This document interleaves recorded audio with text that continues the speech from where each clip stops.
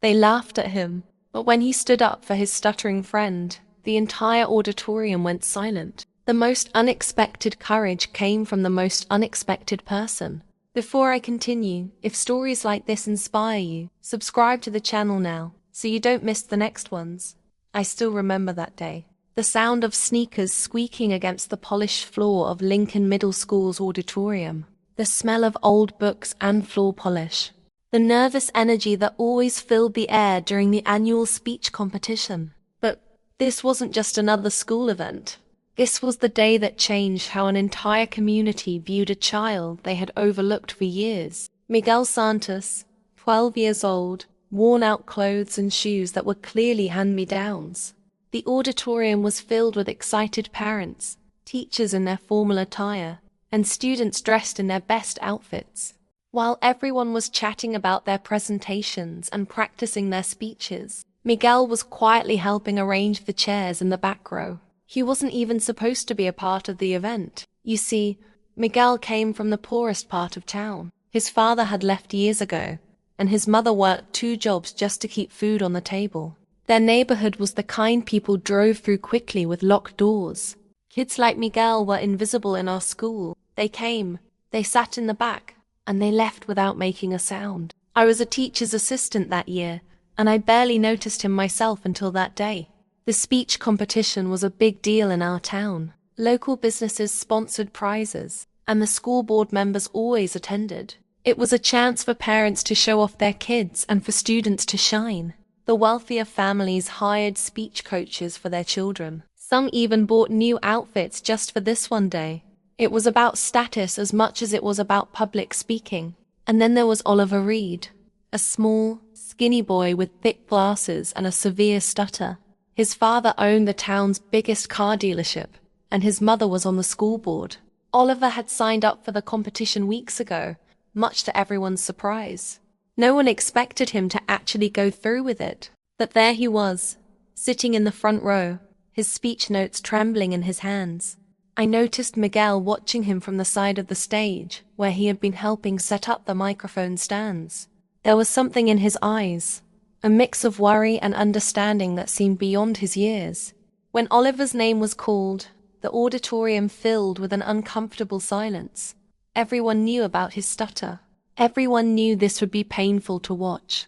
He slowly made his way to the stage, each step looking like it took every ounce of courage he had. He stood behind the podium, his head barely visible above it. Good morning, he started. The microphone amplified every painful pause, every repeated syllable. In the third row, I could see a group of 8th grade boys smirking. One of them, Brandon Thomas, the star basketball player whose father was a prominent lawyer, made a mocking face, silently imitating Oliver's stutter. Oliver continued, fighting for each word. I wanted to talk about ... crew longer. Sweat beaded on his forehead. The audience shifted uncomfortably. A few parents looked at their phones. A couple of kids giggled. Brandon's whisper was loud enough to be heard by those around him. Is he having a seizure? Or giving a speech? His friends snickered. Oliver heard it. I saw his face fall. His eyes widen behind those thick glasses. He froze completely, the words dying in his throat. 5 seconds passed. 10. The silence was deafening. And that's when it happened. The moment no one saw coming. Miguel, who had been standing at the side of the stage, suddenly walked out onto the platform. He wasn't supposed to be there. He wasn't part of the program.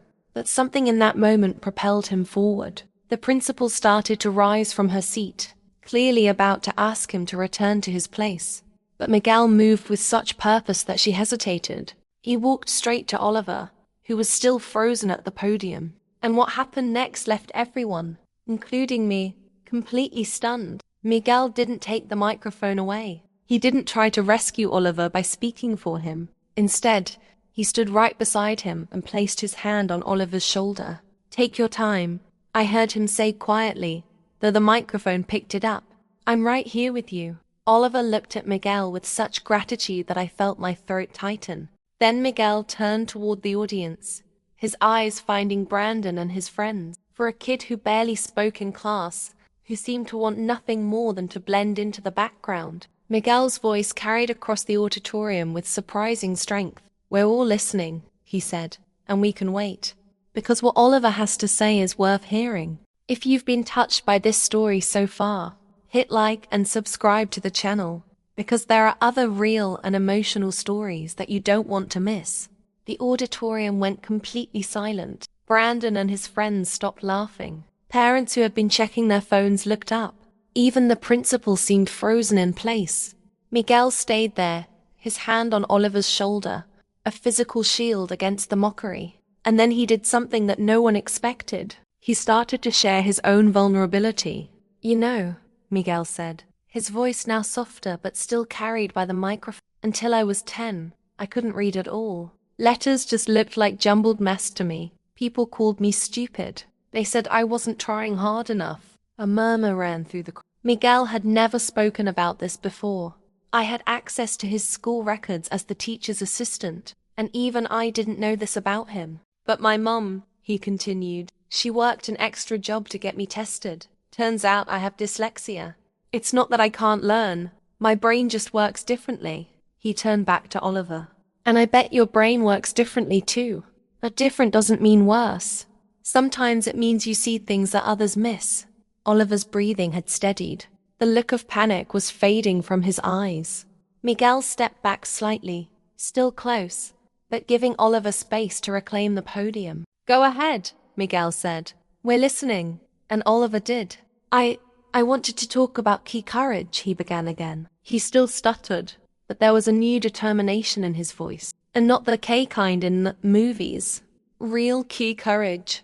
As Oliver continued his speech, with Miguel standing supportively beside him, I looked around the auditorium. Parents were leaning forward in their seats. Teachers were watching with undisguised emotion. Even Brandon and his friends were silent, their faces no longer mocking but surprised, maybe even a little ashamed. What we were witnessing wasn't in anyone's program for the day. It wasn't rehearsed or coached. It was pure, unplanned human connection. A boy who had been invisible finding his voice by helping another find his.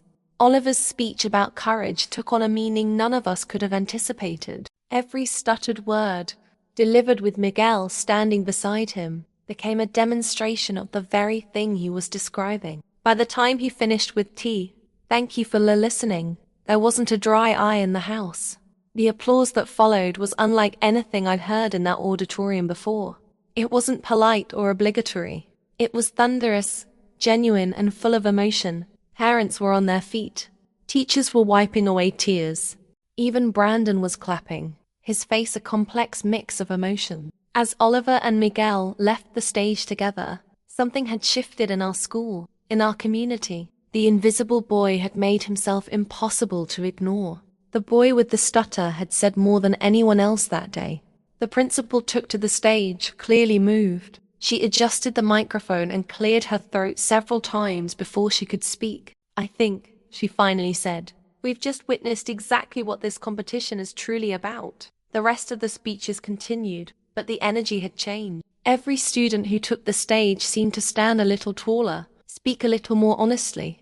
The polished, rehearsed speeches suddenly felt less important than speaking from the heart. During the short break before the awards, I watched as parents who had never acknowledged Miguel's existence made their way over to him. Oliver's father, a man known for his expensive suits and firm handshakes, embraced Miguel with tears in his eyes. "Thank you," he said, loud enough for those nearby to hear. "You did for my son what I should have done long ago." Miguel seemed overwhelmed by the attention. This was a boy who had spent years perfecting the art of being invisible, and now every eye was on him. But there was something else in his expression too, a realization of his own power. Not physical strength or social status, but the power of genuine human connection. The judges conferred longer than usual. When the principal finally took the stage again to announce the winners, there was an unusual energy in the room. Everyone seemed to be holding their breath. "Before we announce the results," the principal said, "I want to acknowledge that today we saw something extraordinary. Something that reminds us all why we do this competition in the first place." She looked directly at Miguel and Oliver, who were sitting together now. Public speaking isn't just about perfect diction or memorized rhetoric. It's about communication, connection, the courage to stand before others and speak your truth. Third place was announced. One of the students who had been favored to win. Second place went to a girl who had delivered a technically perfect speech about environmental conservation. And then it was time for first place. First place, the principal said, pausing for effect, goes to Oliver Reed. The auditorium erupted. Oliver sat stunned until Miguel nudged him. Go, he whispered. You earned this. As Oliver made his way to the stage, his walk steadier than before, the applause continued. He accepted the trophy with shaking hands but a firm smile. I wanted to thank Miguel, Oliver said into the microphone, his stutter still there, but somehow no longer seeming like an obstacle. He showed more courage than anyone today. But the principal wasn't finished. We have a special recognition this year, she said, once Oliver had returned to his seat. An award for extraordinary character and compassion. She held up a plaque that hadn't been on the table before. It must have been hastily prepared during the break. Miguel Santos, she called, the boy who had entered the auditorium that morning as a helper. Invisible and overlooked, now walked toward the stage with every eye upon him. The standing ovation began before he even reached the steps. Teachers, students, parents, everyone was on their feet. Miguel seemed bewildered by it all. When the principal handed him the plaque, he stared at it as if he couldn't quite believe it was real. Would you like to say something? The principal asked, offering him the microphone. Miguel hesitated, then leaned toward the microphone. I just did what anyone should do, he said simply. But we all knew that wasn't true. He had done what most of us fail to do daily. See someone else's pain and choose to stand beside them in it, regardless of the personal cost. That afternoon changed everything. Not just for Oliver and Miguel, but for our entire school. Sometimes a single moment of courage ripples outward, touching lives in ways no one could predict. I stayed behind after the awards ceremony, helping to stack chairs and clean up the auditorium. Miguel was doing the same, back to his quiet self, but something had shifted. Students who had never acknowledged him before stopped to talk, to thank him, to simply be near him. It wasn't fame or popularity in the traditional sense. It was something deeper, respect. You don't have to help clean up, I told him as we folded the last row of chairs. You're the hero of the day. Miguel shook his head, a small smile on his lips. And just me, he said. Besides, I promised the janitor I'd help. That was Miguel. Even after being celebrated by the entire school, he still kept his promises to the janitor. I learned later that Mr. Rivera, our school's custodian, had been quietly mentoring Miguel for years. He was the one who stayed late to help Miguel with his reading when his dyslexia diagnosis first came through. Another invisible connection that had been happening right under our noses. The following Monday at school was unlike any other I had witnessed in my years as a teacher's assistant. Miguel entered the hallway, head down as usual, probably expecting everything to go back to normal. But it didn't. Brandon Thomas, the basketball star who had mocked Oliver, approached Miguel before first period. The hallway went quiet. Everyone expected confrontation, maybe revenge for being shown up at the competition. Instead, Brandon extended his hand. I was wrong, he said, loud enough for everyone to hear. What you did, I've never seen anything like that. It made me think about some stuff. Miguel hesitated, then shook Brandon's hand. No grand speeches, no dramatic declarations of friendship, just a simple acknowledgement between two boys who had seen each other clearly for the first time. Oliver's transformation was even more remarkable. He still stuttered. That hadn't magically disappeared, but he no longer tried to hide it. In class, he began to raise his hand to participate. When he struggled with words, his classmates waited patiently, not out of pity, but out of the same respect Miguel had shown. During lunch that day, I watched as Oliver walked into the cafeteria carrying his tray. In the past, he had always sat alone or with one other student from the speech therapy group. This time, he paused, scanning the room until he spotted Miguel sitting at his usual corner table. Without hesitation, Oliver walked over and sat down. Miguel looked up, surprised but pleased. They didn't talk much. Neither was particularly chatty. but there was a comfort in their silence that spoke volumes. What happened next surprised me even more. Brandon, tray in hand, approached their table. He hovered for a moment, uncertain, then asked, "Mind if I join you guys?" Miguel nodded, making room. And just like that, the social map of Lincoln Middle School began to redraw itself. The changes weren't limited to the students. Teachers who had previously seen Miguel as just another struggling student from the wrong side of town began to notice his quiet intelligence, his capacity for empathy. His English teacher, Ms. Howard, told me she went back through his assignments and was startled by the depth of insight in his writing. Once he looked past the spelling errors caused by his dyslexia. "I missed it," she admitted to me in the teacher's lounge, shame evident in her voice. "I saw the surface problems and never looked deeper." Oliver's father made perhaps the most dramatic change.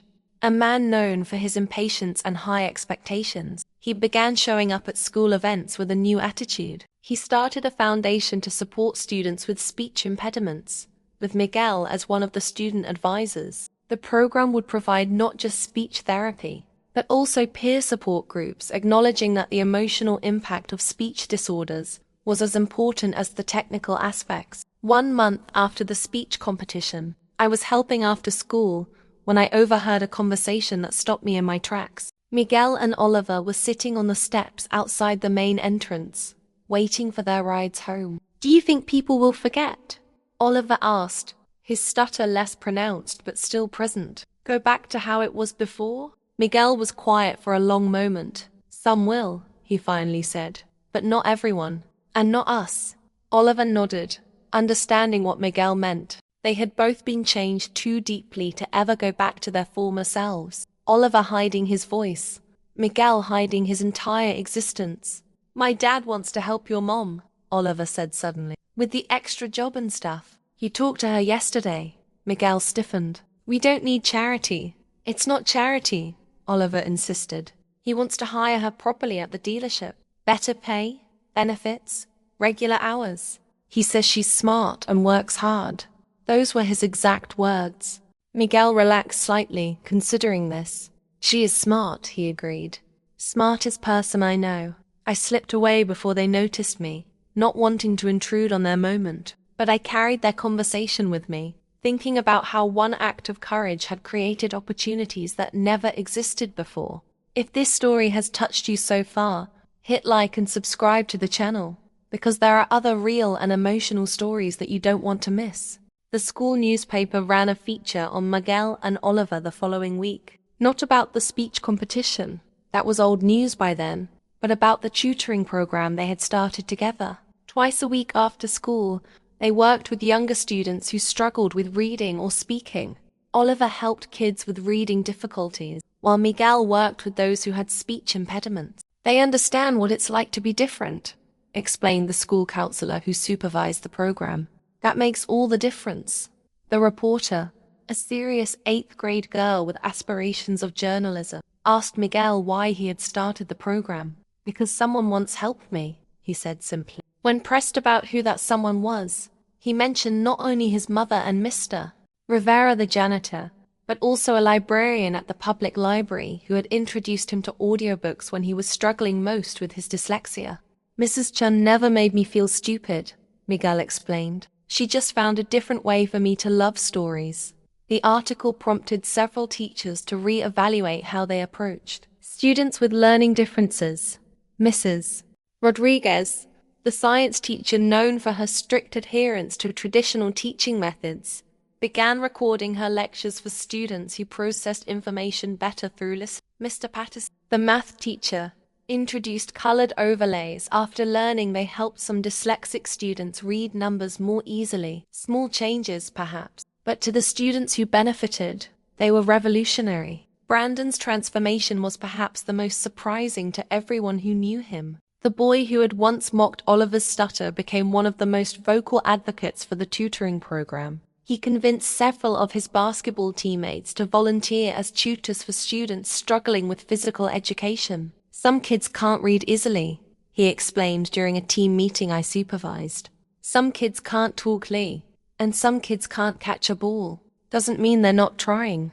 Coming from Brandon, the star athlete whose father had always emphasized winning above all else. These words carried special weight. The principal, seeing the positive changes sweeping through the school, decided to formalize the newfound spirit of inclusion. She announced an initiative called Visible Strengths, a program designed to highlight the often overlooked talents of every student. For too long, she said during a special assembly, we've defined success too narrowly.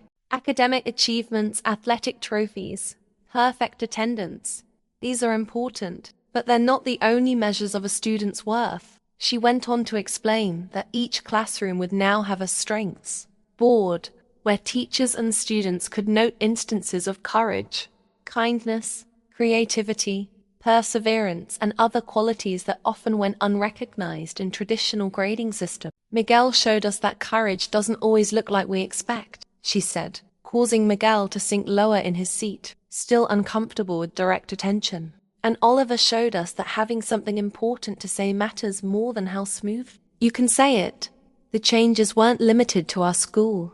Parents began sharing the story with friends and colleagues. Local businesses that had previously donated only to sports programs started funding speech therapy and reading intervention initiatives. The town council approved a budget increase for the public library after hearing how important it had been to Miguel's development. 3 months after the speech competition, I received news that would take me away from Lincoln Middle School.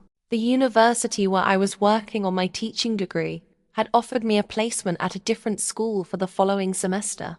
I was excited for the new opportunity, but I found myself surprisingly reluctant to leave the community that had transformed before my eyes. On my last day, the faculty threw a small going-away party in the teacher's lounge. As I was gathering my things afterward, Miguel appeared in the doorway. "Mr. Rivera said you're leaving," he said. I nodded. "New school next semester, but I'll come back to visit." Miguel nodded, accepting this. Then he handed me a small package wrapped in newspaper. "It's not much," he said, "but I wanted to say thanks for noticing." Confused, I unwrapped it to find a simple bookmark made from cardstock, decorated with careful lettering that must have taken him significant effort given his dyslexia. It read, "Sometimes seeing someone is the greatest gift." Noticing what? I asked, genuinely puzzled. During the whole speech competition incident, I had been a bystander, nothing more. "Before," Miguel said, "when I was setting up chairs, you always said thank you. You remembered my name when most teachers didn't." I was stunned. Such a small thing. Basic courtesy, nothing more. I had no idea it had mattered to him. Before I could respond, he turned and disappeared down the hallway. That moment has stayed with me throughout my teaching career. The realization that sometimes the smallest acknowledgements, simply seeing someone who feels invisible, can be profound acts of humanity. My last glimpse of Miguel and Oliver together was through the school's front window as I carried my box of personal items to my car. They were sitting on the steps, heads bent close in conversation, an unlikely friendship that had changed an entire community. As I started my car, I noticed Brandon join them, plopping down on the step below them, saying something that made them both laugh. 3 boys who, under normal circumstances, would never have found their way to each other. 3 lives on completely different trajectories, now connected. I kept tabs on Lincoln Middle School after I left. The Visible Strengths program received regional attention when standardized test scores improved significantly the following year. The principal was invited to speak at an education conference about creating inclusive learning environments. She brought Miguel, Oliver, and Brandon with her as student representatives. Oliver's father expanded his foundation to serve 3 neighboring school districts. Miguel's mother was promoted to office manager at the car dealership within 6 months, allowing her to quit her second job. Brandon's father, the prominent lawyer, began offering free legal services to families struggling with special education accommodations. The ripple effects continued to spread outward, touching more lives than anyone could have anticipated. All from one moment of courage, one boy who refused to look away when it would have been easier to stay invisible. 6 months after leaving Lincoln, I attended their spring concert. Miguel wasn't performing, music wasn't his thing, but Oliver had joined the choir, his stutter barely noticeable when he sang. Brandon, surprising everyone including himself, had discovered a talent for playing the drums. After the performance, I made my way through the crowded auditorium to say hello to my former colleagues. As I passed the same stage where it had all happened during the speech competition, I overheard a conversation between two parents I didn't recognize. "This school has changed so much," one was saying. "My older daughter went here 3 years ago, and it was completely different then. More competitive, less supportive." "I know," the other agreed. "When we moved to this district, everyone warned us about the divisions between the East and West Side kids. But Johnny hasn't experienced any of that. He says everyone just kind of looks out for each other now." I smiled to myself, knowing that they had no idea how recent the transformation had been, or that it had started with one small act of courage from a boy many had never even noticed. The custodian, Mr. Rivera, spotted me and came over with a warm handshake. "Come see this," he said, leading me down the main hallway to a display case I didn't remember.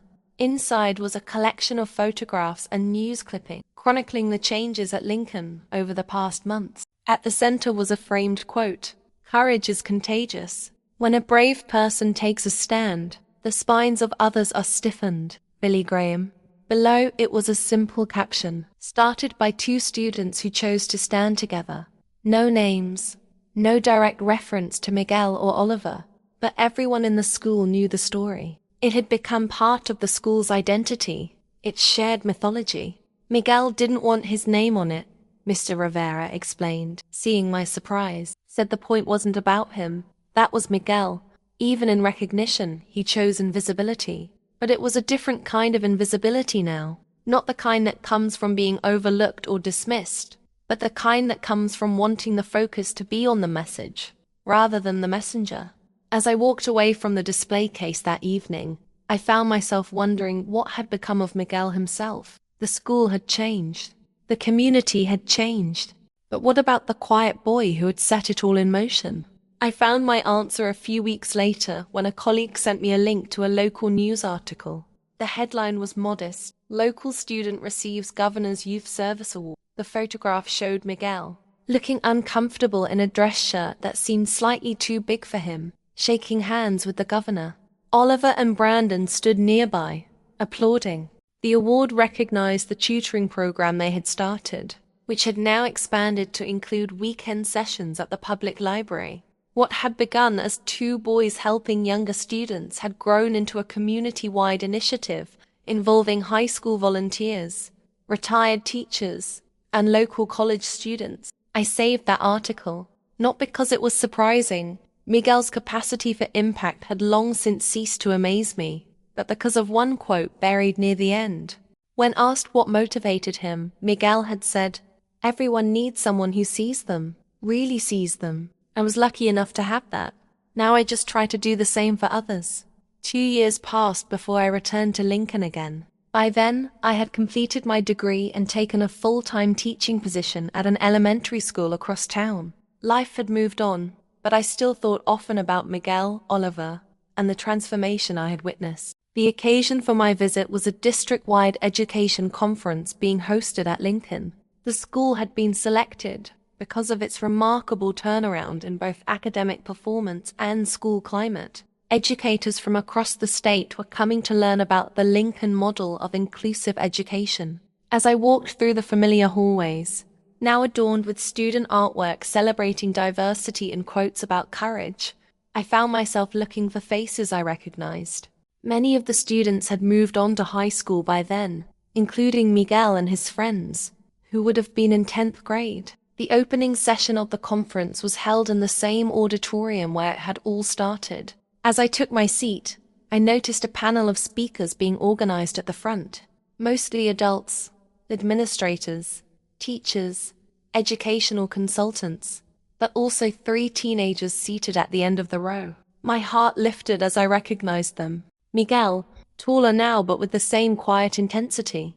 Oliver, whose stutter had improved but still appeared when he was excited about something. And Brandon, who had traded his arrogance for a different kind of confidence, the kind that comes from purpose rather than popularity. They were there as student representatives invited to share their experiences with educators from other districts. I watched as Miguel leaned over to whisper something to Oliver, who nodded nervously. Brandon gave Oliver a reassuring pat on the back. The conference opened with the expected speeches from administrators. They spoke about data and methodologies, implementation strategies, and assessment metrics. All important, certainly, but somewhat missing the heart of what had happened at Lincoln. Then it was the students' turn. Brandon went first, speaking with surprising eloquence about his journey from bully to advocate. "I used to think strength was about dominating others," he admitted. "Now I know it's about lifting them up."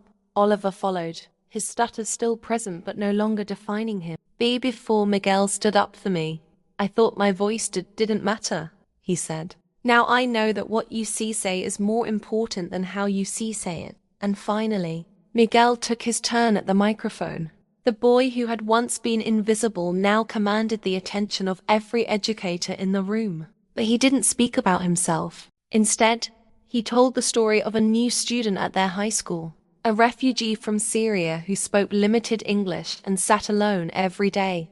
"Everyone saw him," Miguel explained, "but no one really saw him until Oliver decided to sit with him at lunch." He went on to describe how that simple act had once again created ripples, how Oliver had recruited language students to help the boy practice English, how Brandon had involved him in soccer, where language barriers mattered less, how a shy freshman girl had discovered the boy was a talented artist and helped him connect with the art teacher. "The point isn't that we did something special," Miguel concluded. "The point is that anyone could have done it, but someone has to go first."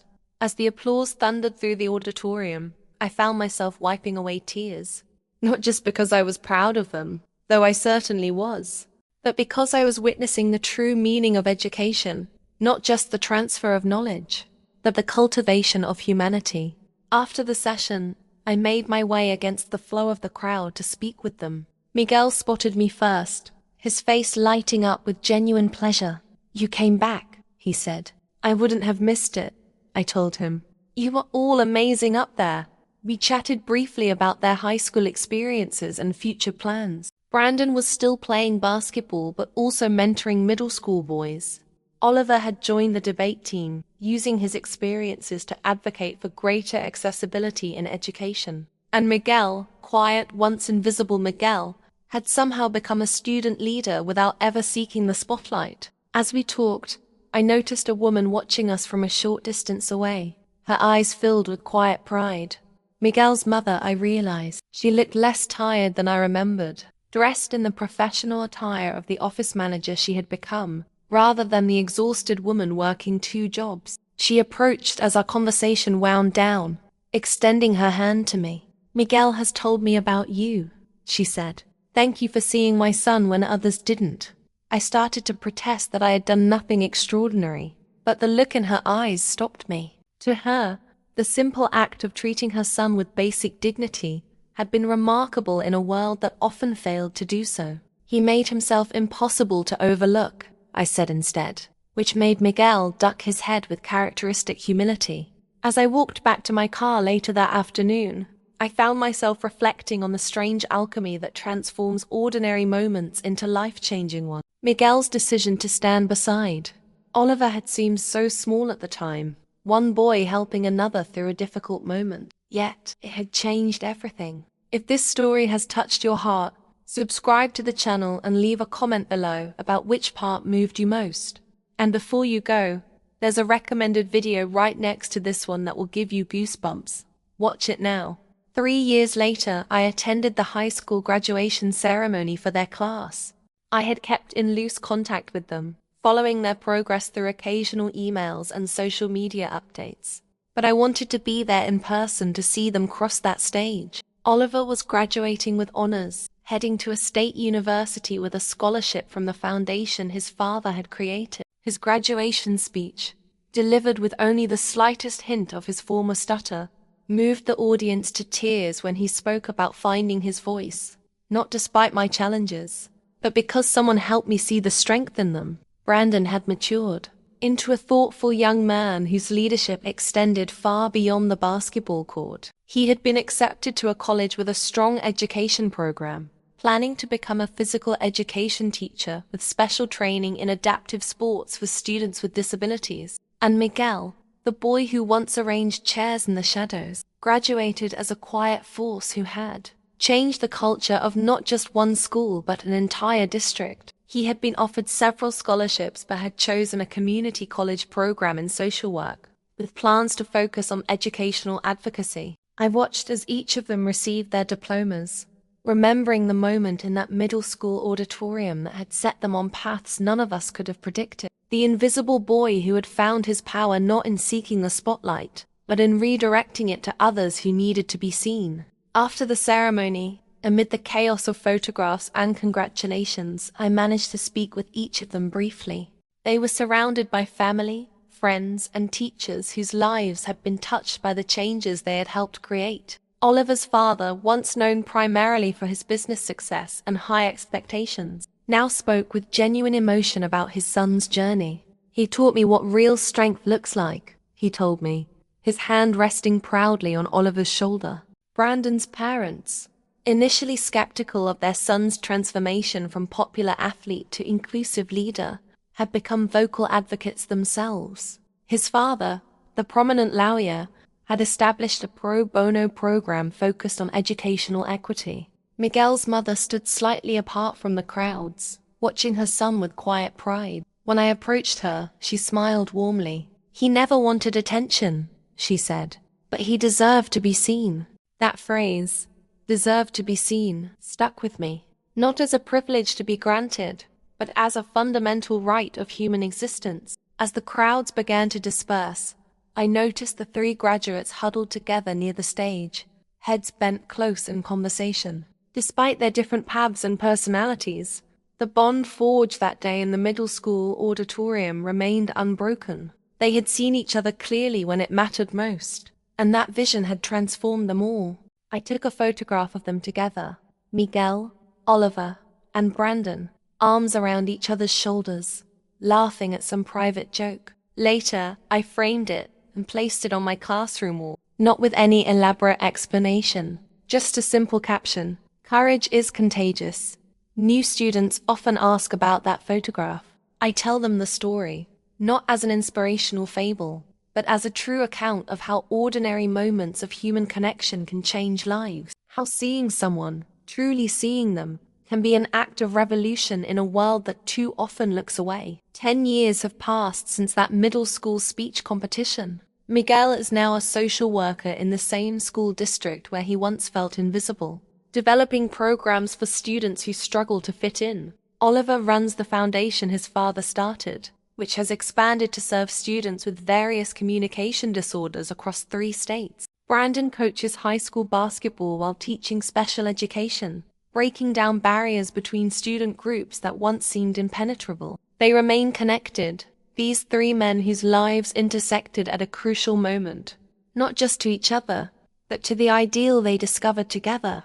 That courage isn't always loud or dramatic, that sometimes it's as simple as standing beside someone when it would be easier to look away. Last month, I received an invitation to the dedication of a new program at Lincoln Middle School. The Miguel Stuttering initiative would pair middle school students with peers who needed support, academic, social, or emotional. The program embodied Miguel's belief that students often have the power to help each other in ways adults cannot. When I arrived at the dedication ceremony, I was surprised to find Miguel looking uncomfortable with the attention, just as he had as a 12-year-old boy. Some things never change. I tried to get them to name it something else, he confessed when I congratulated him. But Oliver and Brandon outvoted me.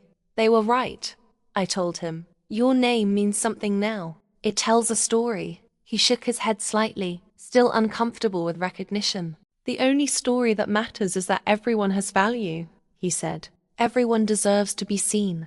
As I watched him move through the crowd at the reception, listening intently to each person who spoke to him, making sure no one was left out of conversations, redirecting praise to the team who would implement the program, I realized that Miguel's greatest gift had never changed. In a world where people clamor for attention and recognition, he had discovered the power of truly seeing others. The boy who was once invisible had learned to make others visible, and in doing so, had created a legacy far greater than any personal achievement could provide. I often think about that day in the auditorium, how close we all came to missing it, how easy it would have been for Miguel to stay in the shadows, for Oliver to remain silent, for all of us to look away from uncomfortable moments rather than toward them. But one person chose differently. One person saw beyond surface appearances to the humanity beneath, and that made all the difference. As I left the dedication ceremony that evening, I passed a group of middle school students sitting on the front steps of Lincoln. They were from visibly different backgrounds, different races, different styles of dress suggesting different economic circumstances, different social groups. Yet they sat together, laughing and talking with the easy comfort of friends. They didn't know I had any connection to their school. To them, I was just a passing adult. But one boy looked up and nodded politely as I walked by. "Have a good evening, Mom," he said. I smiled, thanked him, and continued to my car. It was such a small interaction, unremarkable really. But as I drove away, I found myself hopeful, because that's how change sustains itself, not through dramatic gestures or special programs, but through countless small moments when people choose to see each other with kindness and respect. Miguel's legacy wasn't just in the program bearing his name or the policies he had helped change. It was in these everyday interactions, the culture that had taken root and continued to grow even as the original story faded into school legend. What begins with one person can spread to many. What starts as a single moment can last for generations. All it takes is the courage to see and be seen. So when you encounter someone struggling to find their voice, someone who feels invisible, someone the world has decided to overlook, remember Miguel and Oliver standing together on that stage. Remember that courage is contagious. And sometimes, all it takes to change a life, a school, a community, is one person willing to stand beside another and say, "We're listening, and we can wait," because what you have to say is worth hearing. What part of this story touched you the most? Have you ever witnessed a small act of courage that created unexpected ripples? Share your thoughts in the comments below. And don't forget to subscribe to hear more stories that remind us of the power of human connection.